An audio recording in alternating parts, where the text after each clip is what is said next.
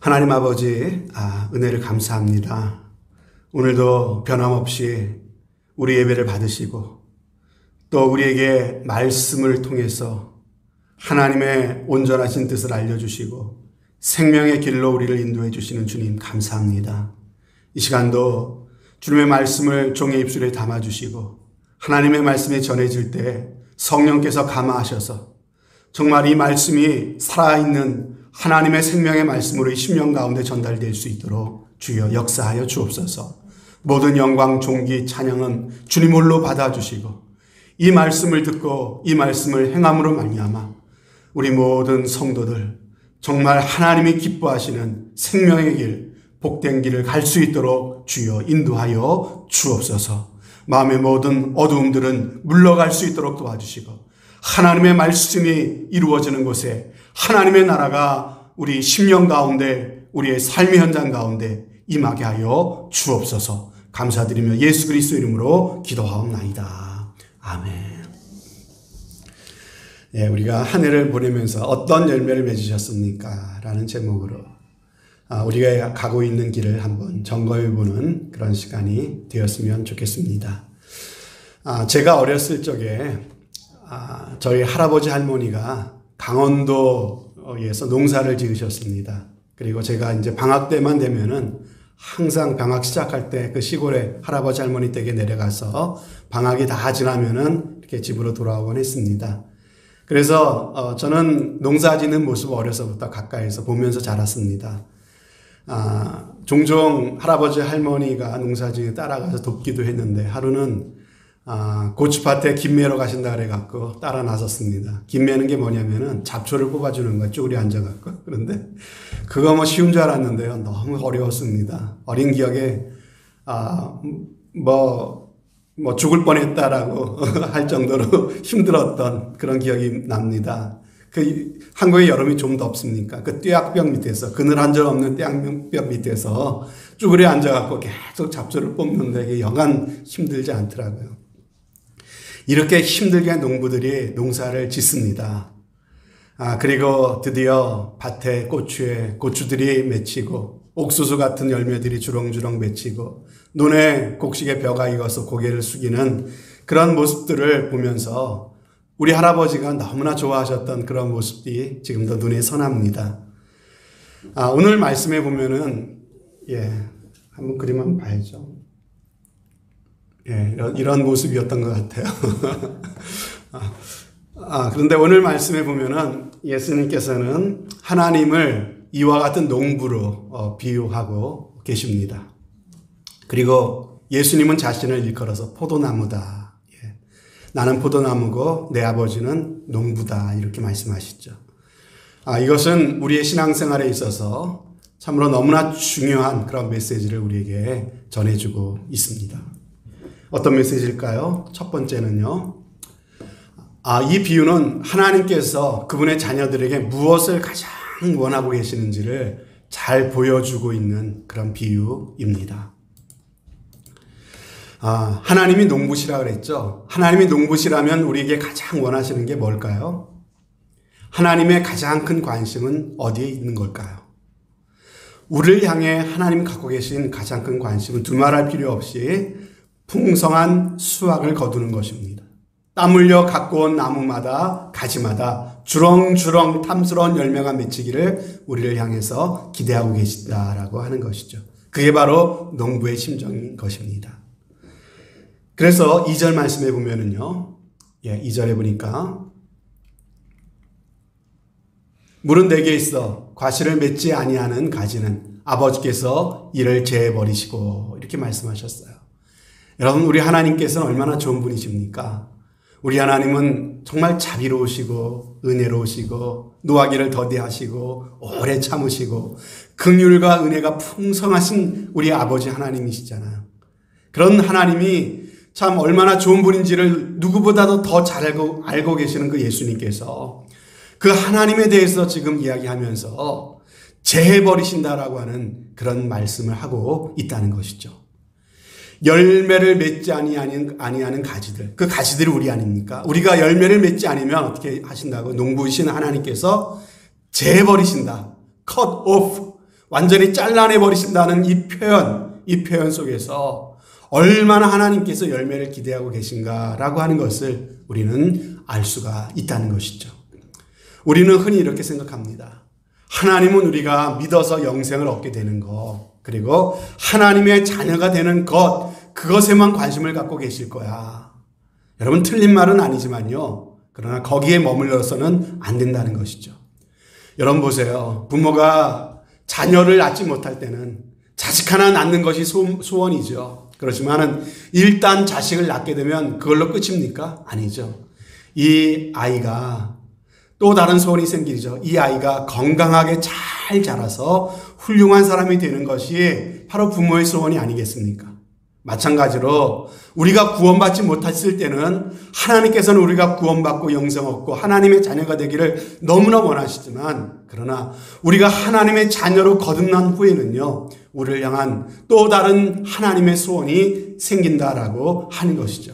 그것이 무엇이라고요? 바로 우리가 열매를 많이 맺게 되는 것. 그러면 하나님께서 그분의 자녀된 우리들에게 갖고 계시는 그 소원, 그 과실, 열매를 맺기를 원하시는데 그 열매, 그 과실은 뭡니까? 오늘 말씀해 보니까 예수님은 포도나무고 그리고 우리는 그분의 가지다 이렇게 말씀하시는데, 그러니까 우리가 붙어있는 나무가 무슨 나무에 붙어있는 거예요? 예수님이라고 하는 나무에 붙어있는 가지랍니다. 그러니까 우리는 무슨 나무? 예수님이라는 나무에 붙어있는 가지니까 우리가 맺어야 된 나무는 바로 당연히 예수님이 나무시니까 예수님에 관계된 열매를 맺어야 된다라고 하는 것이죠. 그렇죠? 감나무는 감이라는 열매를 맺는 것이고요. 그렇죠? 사과나무는 사과라고 하는 열매를 맺게 되는 것이고, 예수라고 하는 나무에 맺혀진 가지는 예수라고 하는 열매를 맺는 것은 너무나 당연한 일인 줄로 믿습니다. 여러분 이해가 되시죠? 그러므로 우리가 맺어야 될 열매는 바로 예수 그리스도라고 하는 열매라고 하는 거예요. 왜? 예수님이 우리의 나무시니까. 그렇다면 예수 열매라는 게 뭘까요? 한마디로 말하면 예수님을 보여주는 열매다 이렇게 말할 수가 있겠습니다. 다른 말로 우리의 인격과 우리의 삶을 통해서 예수님을 닮아가는 열매, 예수님처럼 되어가는 열매, 그것을 말하는 것이다 하는 것이죠. 오늘 8절 말씀에 보면 이것을 분명하게 우리에게 말씀하고 계시죠. 너희가 과실을 많이 맺으면 내 아버지께서 영광을 받으실 것이요 너희가 내 제자가 되리라 그랬습니다. 우리가 과실을 많이 맺으면 무엇이 된다고요? 바로 예수님의 제자가 된다는 거예요. 우리가 예수님의 제자가 된다. 이 말을 조금 바꾸면요. 바로 과실을 많이 맺으면은 예수님을 따르는 사람, 예수님을 닮은 사람이 된다. 예수님의 제자가 된다. 그러니까 그 과실이라는 것은 예수님을 따르는 열매, 예수님을 보여주는 열매, 예수님의 어떤 그런 인격과 삶을 닮는 그런 열매를 말하는 것이죠. 여러분, 오늘 말씀을 통해 우리가 분명하게 알 수 있는 것이 바로 우리가 예수 닮는 열매를 맺기를 농부이신 하나님은 너무나도 바라고 기대하고 계신다라고 하는 거예요. 그런데 여러분, 크리스찬 중에서 오해를 갖고 계신 분들이 계세요. 예수님의 제자가 된다 그러는데 예수님의 제자하면 뭔가 좀 부담스러워요. 나는 예수님의 제자까지는 아니고 그냥 크리스찬, 그냥 교회 다니는 성도, 예수님의 제자는 특별한 훈련을 받은 사람이나 예수님의 제자지, 뭐 특별한 은혜를 받고 정말 열심히 있는 사람이나 예수님의 제자지, 나는 거기까지는 안 돼, 이렇게 생각하시는 분들이 계시다는 거예요. 여러분, 그러나 오늘 말씀을 잘 보십시오. 우리가 예수님을 믿어 거듭나는 순간 우리는 예수라고 하는 나무의 생명의 연합이 이루어지는 것이에요. 접붙임이 되는 거예요. 예수님이라는 나무에 접붙임 받은 가지가 되는 것입니다. 그리고 이 가지의 사명은 한 가지밖에 없다는 거예요. 바로 예수 그리스도로부터 오는 그 열매를 맺는 것이 가지의 사명이다라고 하는 거예요. 이것을 다른 말로 예수님의 제자가 된다라고 말씀하고 있는 거예요. 여러분, 예수 믿는 사람은 누구나 다 예수 그리스도의 제자로 부름받았다는 사실을 꼭 믿으시기를 바랍니다. 이 말씀을 들으시는 여러분들도 만일 여러분들이 예수님을 나의 주님으로 나를 죄에서 구원하신, 날 대신하여 십자가에 죽으시고 부활하신 나의 주님이라고 하는 것을 여러분들이 마음에 믿고 받아들였다면 여러분들은 거듭나 하나님의 자녀가 된 것이고요. 또한 예수 그리스도의 제자로 예수님과 접붙임 받았다는 사실을 믿으시기를 바랍니다. 여기는 한 사람도 예외가 있을 수가 없는 것이에요. 여러분, 그래서 저는 저의 평생에 저의 어떤 사명 선언서 같은 게 있어요. 제 평생의 소원, 제 평생의 사명이 있다면은요, 가장 큰 사명은 바로 예수 그리스도를 닮는 것입니다. 만약에 제가 만약에 이 목회가 너무나 잘 돼갖고, 그래서 제가 섬기는 교회가 갑자기 사람들이 많아지고 막 크게 부흥을 했다고 합시다. 그래서 저를 아는 사람들이 다 저를 부러워한다고 해서 제가 성공한 사람일까요? 물론 그러면 좋겠죠. 하지만은 그것보다도 하나님이 저에게 더 원하시는 게 있다는 거예요. 그게 뭐라고요? 예수님을 닮아가는 것. 제 인격과 제 삶이 예수 그리스도의 그 길을 따라가는 것. 그 열매를 맺는 것이 바로 하나님께서 저에게 더욱더 원하시는 거예요. 비록 교회가 커서 사람들이 날 부러운다 할지라도 제가 예수님을 전혀 닮아가지 못하고 있다면요, 저는 결코 성공한 목사라고 할 수가 없다라고 하는 것입니다. 저만 그럴까요? 예수 믿는 여러분들도 마찬가지라고 생각합니다. 이 말씀을 들으시는 장로님들, 또 권사님들, 안수집사님, 또 집사님들, 여러분은요, 교회의 재직이시고 직분자이시잖아요. 여러분, 교회에서 어떤 분들이 정말로 좋은 교인일까요? 어떤 분들이 정말로 좋은 직분자일까요? 교회 모든 예배, 공식적인 모임에 한 번도 빠지지 않고 참여하는 사람 참 좋은 분들입니다. 그러나 그것이 최우선의 조건은 아니라고 하는 거예요. 아니면 어떤 분이 좋은 직분자하고 교인입니까? 겸손하게 참 충성하고 열심히 봉사하시는 분들이요. 아니면 성가대원들 밥 잘 사주시고 헌금 많이 하셔갖고 교회 팍팍 밀어주시는 분들이요. 여러분, 물론 다 좋은 것이죠. 여러분들 정말 그런 분들 되셨으면 좋겠습니다.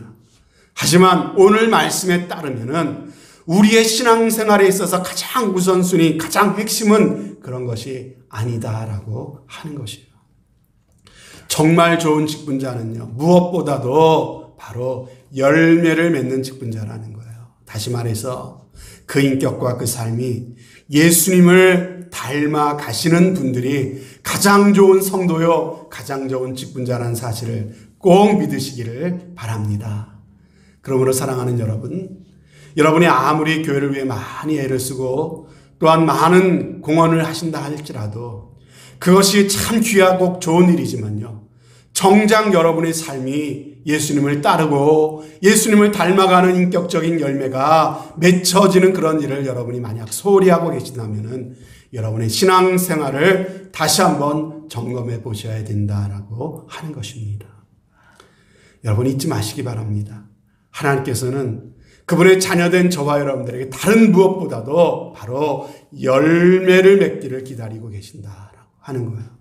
그러므로 하나님 보시는 관점에서는 우리가 얼마나 많은 일을 했느냐라고 하는 것보다 얼마나 많은 열매를 맺고 있느냐라고 하는데 초점이 맞춰져 있다고 하는 것이에요.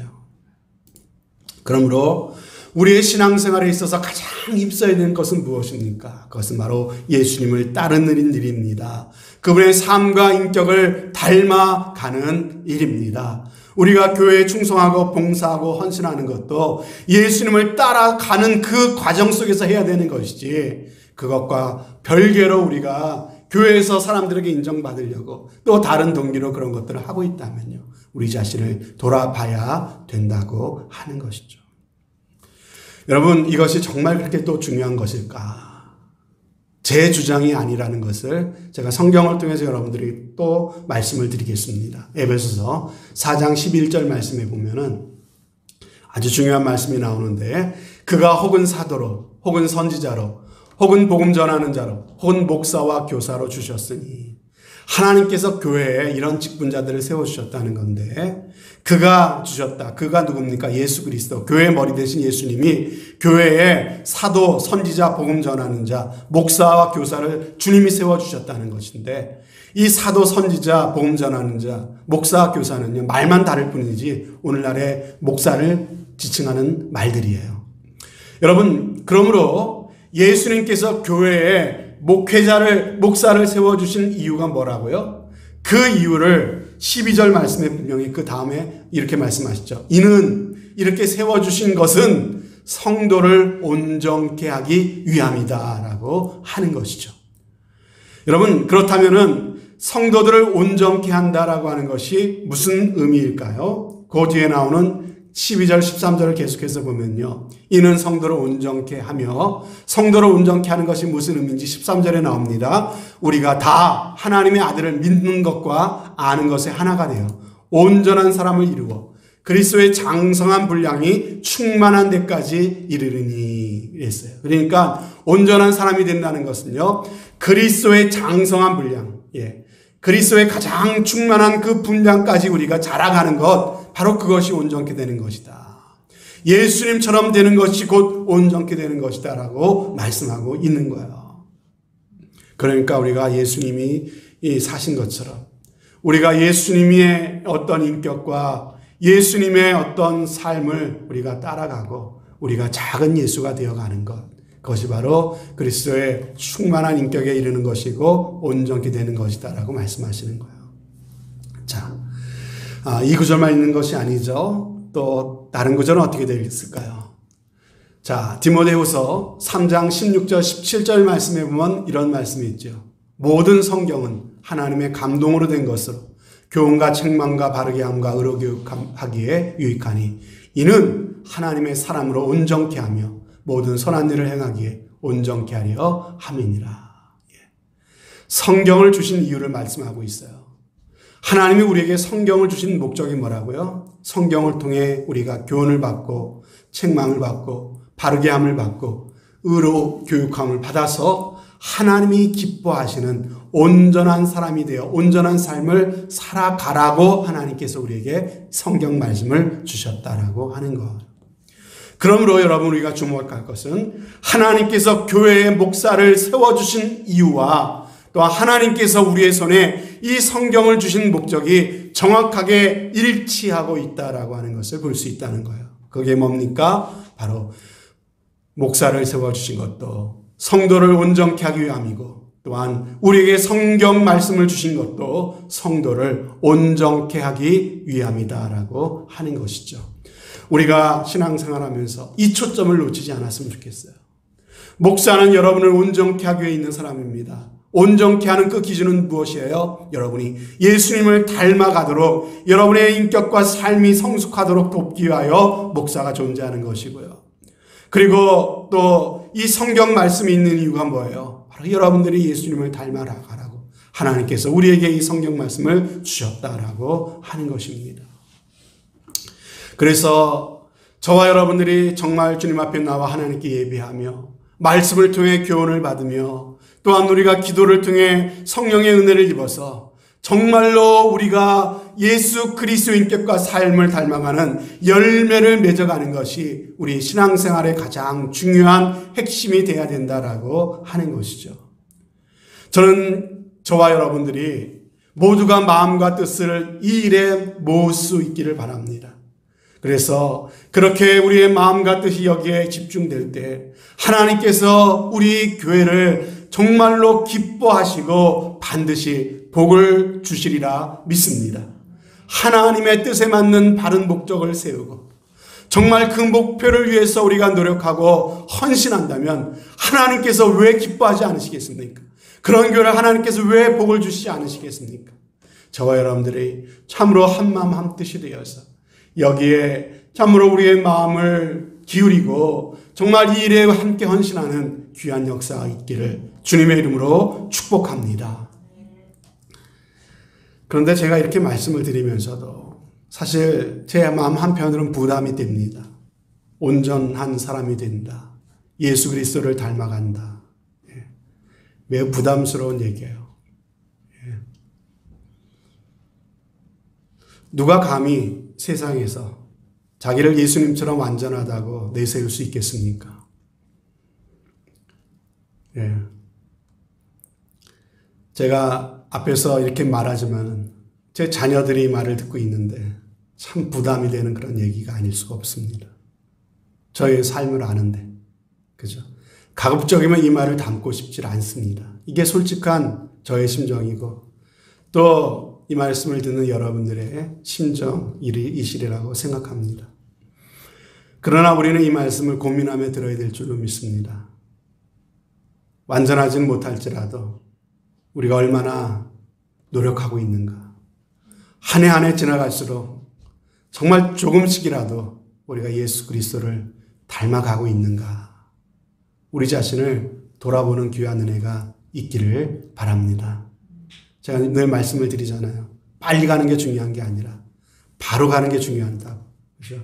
우리가 한 해를 돌아보면서 우리의 방향이 맞았는가. 우리 자신을 돌아보면서 다시 한번 우리의 삶의 방향들을, 우리의 신앙생활의 방향들을 다시 한번 돌아보는 귀한 은혜가 있기를 바랍니다.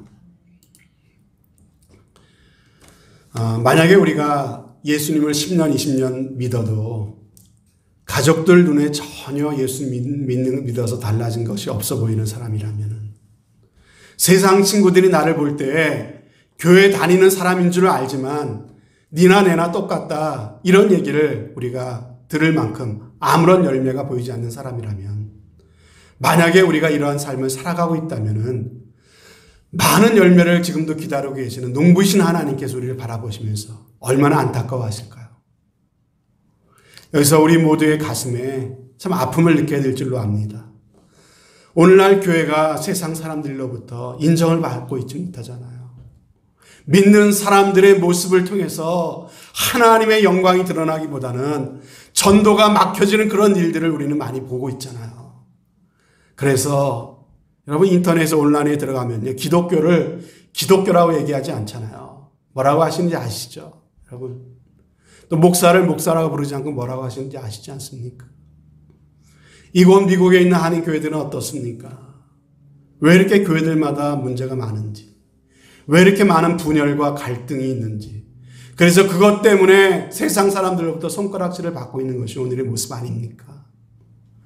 오늘 세상 사람들이 교회를 향하여 이렇게 조롱할 수밖에 없는 그런 이유가 어디에서부터 잘못된 것입니까?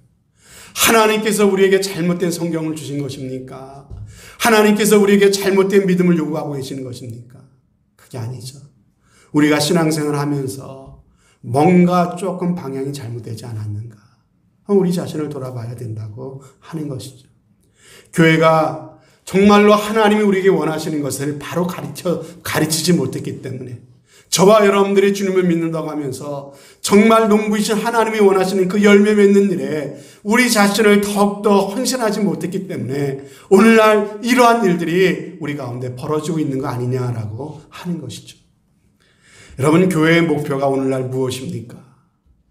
교회의 목표가 참으로 영혼 구원하여서 예수 그리스도를 닮아가는 제자를 만들라고 주님께서 교회를 세워주셨는데, 그런데 오늘날 교회의 목표는 어떻게 하면 사람들을 더 많이 끌어모을까? 그래서 사람들을 모아서 어떻게 하면 예배당을 더 멋지게 화려하게 지을까? 어떻게 하면 주차장을 더욱더 넓힐까? 외적인 일에만 너무나도 몰두하고 있지는 않습니까? 그 결과 오늘날 교회가 외적으로는 성장했는지 모르지만, 그러나 그러한 교회에 다니고 있는 성도들 모습을 볼 때 열매를 맺지 못하고 잎만 무성한 무화과나무, 잎만 무성한 포도나무 같은 그런 사람들이 너무나도 많이 양상됐기 때문에 오늘날 교회가 세상 사람들로부터 손가락질 받는 일이 일어나고 있는 것은 아닙니까? 우리 성도들이 가져야 될 정말 하나님이 기뻐하시는 목표, 예수님을 따르고 예수님의 그 인격을 닮아가는 거룩한 목표를 잃어버리고 있지는 않은지, 그저 교회 빠짐없이 잘 나오고 그래서 이 땅에서 축복받아 주의 일에 더욱더 많이 공헌하는 것이 1등 신자의 모습이 되어버린 그러한 모습은 아닌지, 그래서 오늘 한국교회가 이렇게 세상 사람들로부터 손가락질 받고 있는 건 아닌지, 우리가 한번 우리 자신을 돌아보고 다른 사람을 보기보다 내 자신을 돌아보는 그러한 시간이 되었으면 좋겠습니다. 자, 그렇다면 주님께서 우리에게 열매를 원하시는데 어떻게 열매를 맺을 수 있는가? 오늘 예수님께서 우리에게 귀한 말씀을 우리에게 주셨어요. 놀라운 사실이 하나는요. 하나님께서 우리에게 그토록 열매 맺기를 원하시지만 열매를 맺으라, 과실을 맺으라 이렇게 명령하고 계시지 않으시다는 것입니다. 요한복음 15장 말씀 한번 집에 가셔서 여러분들 한번 전부를 읽어보십시오. 너 과실을 맺어라, 과실을 많이 맺어라 이런 명령 한 번도 하시지 않으셨습니다. 하나도 없습니다. 오히려 뭐라고 말씀하십니까? 4절 말씀 한번 보면요. 가지가 포도나무에 붙어 있지 아니하면 절로 과실을 맺을 수 없음같이 너희도 내 안에 있지 아니하면 그러하리라 하면서 하나님께서 이 말씀을 통해 계속해서 명령하시는 것은 내 안에 거하라, 내 안에 거하라, 내게 붙어 있어라 라고 하면서 너희는 가지인데 포도나무이신 예수님께 붙어 있지 아니하면 절로 과실을 맺을 수 없다. 반대로 말하면 붙어 있다면 어떻게 된다는 거예요? 저절로 과실은 맺혀진다라고 하는 말씀을 여기서 볼 수가 있는 것이죠. 그렇습니다. 가지는 자기 혼자 힘으로 과실을 맺는 게 아닙니다. 가지가 할 수 있는 유일한 일은요, 바로 나무에 꼭 붙어 있는 일입니다. 나무에 붙어 있기만 하면 된답니다. 그러면 절로 과실은 맺혀지게 된다는 것이에요. 붙어 있으면 이른 나무가 해주시겠다는 거예요. 그로부터 영양분과 수분을 끌어올려 갖고 가지에게 충분히 공급해 주시겠다는 것입니다. 과실은 그것을 받아 먹으면서 가만히 있으면 되는 거예요. 그러면 어느 날 잎이 나고 가지에서 꽃이 피고 열매가 맺어 자라게 되더라고 하는 것이에요. 우리도 마찬가지라고 하는 것이죠. 우리가 스스로 이러한 열매를 맺으려고 몸부림칠 필요가 없다는 거예요. 왜요? 과실을 맺을 수 있는 것은 내가 몸부림친다고 될 수 있는 일이 아니기 때문에 그렇다는 거예요. 여러분 많이 해보지 않으셨습니까? 우리가 아무리 선하게 살아보려고 애쓰고 노력해 보십시오. 아무리 예수님처럼 되어보려고 우리가 노력해 본다 할지라도 안 되잖아요. 안 되잖아요. 그러므로 여러분 우리가 할 수 있는 일은 단 한 가지밖에 없다는 거예요. 이것 하라는 겁니다. 포도나무 대신 예수님께 딱 붙어 있어라 라고 하시는 거예요. 성경에 과실을 많이 맺으라 라고 하시지 않고 내 안에 거하라 라고 하는 말씀만 계속해서 말씀하시는 이유가 바로 여기에 있는 것이에요. 본문 1절부터 10절까지 보면요. 안에 거한다는 말씀이 10번 정도나 반복되고 있어요. 여러분 얼마나 중요하면 이 짧은 본문 속에서 10번이나 내 안에 거하라 이 말씀을 반복하고 또 하고 또 하고 그렇게 말씀하셨을까요? 여러분 그러므로 우리가 꼭 해야 하는 일은 예수님 안에 거하는 일인 줄로 믿습니다.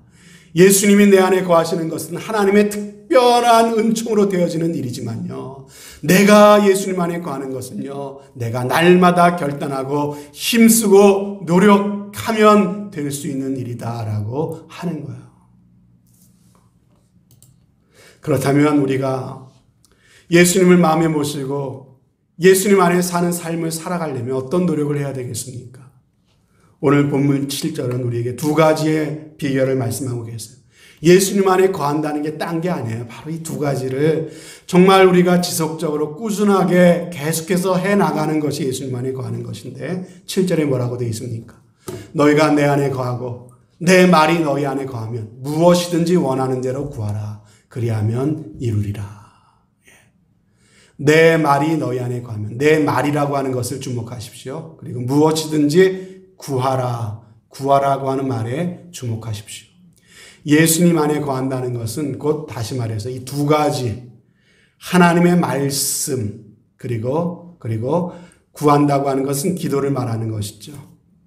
그런 의미에서 하나님의 말씀을 늘 듣고 하나님의 말씀을 늘 읽고 하나님의 말씀을 늘 묵상하고 그 말씀대로 살아가려고 애쓰는 삶 바로 그것이 예수님 안에 거하는 삶이에요. 제가 자녀들한테 제일 많이 하는 잔소리가 큐티하라는 거예요. 큐티하라는 거. 말씀 읽고 매일마다 말씀 읽고 묵상을 하는 거. 좀 하는 듯하다 또 안 하고, 좀 하는 듯하다 또 안 하고, 큐티했니? 큐티해라. 맨날 잔소리. 싫어하는 거 알지만 해요. 예수님 안에 거하는 것이 중요하기 때문에. 여러분, 또 하나는 뭡니까? 기도하는 거라고요. 하나님의 말씀을 붙잡고 또한 하나님의 약속이 이루어지기를 위하여 하나님 앞에 내 문제, 내 마음에 있는 것들을 아뢰며 하나님을 찾고 도움을 구하는 기도. 이 말씀과 기도를 통해서 우리는 예수님과 함께 예수님께 붙어 있는 거라고요. 그러나 마귀는 우리가 과실을 맺는 것을 너무나 싫어요. 하나님이 기뻐하는 일이 있기 때문에 마귀는 싫어하는 거예요. 그러니까 말씀 있는 게 어려운 거예요. 큐티 매치하다 왜 계속 안 되는 줄 알아요? 여러분, 마귀가 싫어하니까 안 되는 거예요. 제일 먼저 그거 못하게 하니까 안 되는 거예요. 그 비밀을 알아야죠. 그러니까 마귀한테 지면 안 되잖아요. 그래서 우리는 계속해서 말씀을 읽어야 되는 것이죠. 여러분, 기도하기가 왜 힘든 줄 아세요? 사단 마귀가 싫어하고 방해하니까 힘든 거예요. 모여서 화투 치자 그러면 밤을 셉니다. 예. 그렇죠? 밤새는 게 쉬워요. 기도합시다 그러면 1시간 안 돼요. 왜 그럴까요? 그러므로 여러분, 우리는 예수님 안에 거하기 위해서 노력해야 됩니다. 주님은 내 안에 거하라고 명령하셨어요. 절로 되는 거라면 뭐하러 명령하셨겠어요? 절로 되지 않으니까 10번이나 반복하면서 지금 명령하고 계시는 거죠. 명령하신다는 거 그만큼 우리의 결단과 노력이 필요하다는 거 아니겠습니까? 대가를 지불해야 된다는 거 아니겠습니까? 사랑하는 여러분, 오늘 말씀을 통해 이 한 가지 꼭 잊지 말고 마음에 새기시기를 바랍니다. 하나님은 우리가 예수님을 닮아가기를 소망하고 계십니다. 열매를 바라시는 농부의 비유를 통해서 오늘 우리에게 강력하게 말씀하고 계신 것이 바로 그것이에요. 그러므로 우리 모두는 날마다 우리가 살아가면서 나는 예수님께 접붙임 받은 예수 그리스도의 열매를 맺어야 되는 작은 예수다. 내 일생에 하나님이 나를 구원하시고 그리고 나서 나에게 지금 갖고 계신 기대, 내가 맺어야 되는 가장 중요한 인생의 목표는 바로 예수님을 닮아가는 것이다. 여러분, 이 사실을 한순간도 놓치지 말고 살아가실 수 있는 저와 여러분이 되시기를 바랍니다. 그래서 제가 아이들한테 잘못할 때 있잖아요. 그랬다가도 이 말씀 생각하면서 그래, 내가 잘못했지 하면 생각을 해요. 이게 예수님 닮는 게 아니지. 그래서 가서 아이들한테 아빠가 잘못했다 그러면서 이렇게 또 사과를 하고 미안하다 그러고 얘기를 합니다. 실수를 안 하는 게 아니에요. 그러나 중요한 것은 우리가 예수님을 닮아가려고 노력하는 것이 중요한 것이죠. 하루를 시작할 때도 주님, 오늘도 주님 닮아가는 하루가 되게 하여 주옵소서. 이렇게 기도하시기 바랍니다. 하루를 마치고 잠자리에 들 때도 나는 과연 오늘 예수님을 닮아가려고 노력했는가? 얼마나 내가 애썼는가? 돌아보면서 잠자리에 드시기를 바랍니다. 사랑하는 성도 여러분, 만약에 이 앞에다가 성규 그리고 조앤, 스티븐을 앞에다 세워놓고 이쪽에다가 저랑 그리고 이혜경 집사님 그리고 최영 집사님을 세워놓고 처음 보는 분들한테 짝짓기를 한번 해보라고 시키면은요 어떻게 될 것 같습니까? 아마 웬만하면 다 맞출 것 같습니다. 그렇죠? 한 사람도 틀리지 않고 짝짓기를 다 맞출 수 있을 거예요. 누가 누구의 자녀인지 다 알 수가 있어요. 왜 알까요?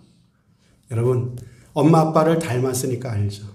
그죠? 뭔지 모르게 닮는 데가 있다고요. 왜 닮는 것이죠? DNA라고 그러죠. 이 아이들의 그 몸 안에 엄마 아빠의 씨가 있기 때문에, 그래서 그 씨가 자라서 이 아이들이 됐기 때문에 엄마 아빠의 씨니까 엄마 아빠를 닮는 거죠. 그렇죠?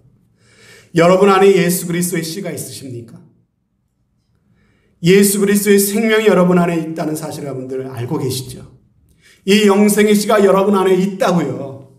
내가 예수 그리스도를 영접하고 받아들이는 순간 이 생명의 씨가 우리 안에 들어와서 잉태돼서 우리가 영생을 얻게 된 거 아니겠습니까? 여러분, 그러므로 예수 그리스도의 생명, 예수 그리스도의 씨가 우리 안에 있어서 이것이 우리를 그렇게 예수 그리스도를 닮아가게 이끌어 가는 줄 여러분들 믿으시기를 바랍니다. 그게 억지스러운 게 아니에요. 그게 힘든 게 아니에요. 애쓰고 힘써서 되는 일이 아니에요. 아이들이 밥 먹고 자고 일어났더니 그렇게 엄마 아빠 닮아가는 것처럼 우리가 예수 그리스도와 함께하면 예수 그리스도를 닮아가는 게 자연스러운 거예요. 진정한 신앙생활은 몸에 힘을 잔뜩 주고 노력하는 것이 아니라 오히려 힘을 빼고 전적으로 주님께 나를 드리는 것이 신앙생활인 줄로 믿습니다. 가지는 아무리 힘쓰고 했어도 자기 스스로 열매를 맺을 수가 없다니까요. 다만 가지가 할 일은 그 나무에 붙어 있는 일이에요. 주님께 붙어만 있으면 되는 거예요. 예수님 안에 거하는 것이죠. 말씀과 기도로 되는 것입니다. 저와 여러분이 날마다 말씀 속에서 하나님의 뜻을 받고 기도를 통해 하나님께 맡기고 의지하면 그것이 주님 안에 거하는 삶이고요. 저와 여러분 속에 있는 예수 그리스도의 생명이 자연스럽게 자라나 열매를 맺게 되는 귀한 은혜가 있게 될 줄로 믿습니다. 사랑하는 성도 여러분, 오늘 2020년도 마지막 주일입니다. 비록 바이러스로 인해서 우리가 정상적으로 모이지를 못했어요. 그렇게 참 어려운 시간을 보내고 있지만 여러 가지로 어려움이 있지만 그럼에도 불구하고 하나님께서는 또 우리에게 한 해를 마무리할 수 있는 또 새해를 준비할 수 있는 은혜를 주셨습니다. 한 해를 마무리하면서 어떻게 마무리하시겠습니까? 한번 나의 신앙을 돌아보시길 바랍니다. 나는 바른 방향으로 가고 있는가? 올 한 해 나는 어떤 열매를 맺었는가? 한번 점검해 보시고 다시 한번 마음을 새롭게 하시는 귀한 시간이 되시기를 바랍니다. 풍성한 열매를 바라보시면서 기뻐하는 농부의 모습처럼 우리를 보시며 기뻐하시는 하나님의 환한 모습을 한번 그려보시기를 바랍니다. 이 말씀을 들으시는 저와 여러분 모두가 그러한 사람 되어 하나님께 기쁨 드리는 귀한 은혜가 있으시기를 주 예수 그리스도 이름으로 축원드립니다. 아멘. 기도하겠습니다. 하나님 아버지, 오늘 말씀을 통해서 우리의 신앙생활이 바른 방향을 가고 있는지 말씀의 거울에 비춰볼 수 있는 귀한 은혜를 주셨습니다. 아버지 하나님, 하나님 우리에게 원하시는 것은 바로 예수 그리스도를 닮는 열매라고 하셨는데 아버지 하나님, 정말 그러한 열매를 맺고자 우리가 얼마나 애쓰고 그렇게 포도나무 대신 예수님께 붙어있는 삶을 살아가려고 얼마나 우리가 노력하는 삶을 살았는지요.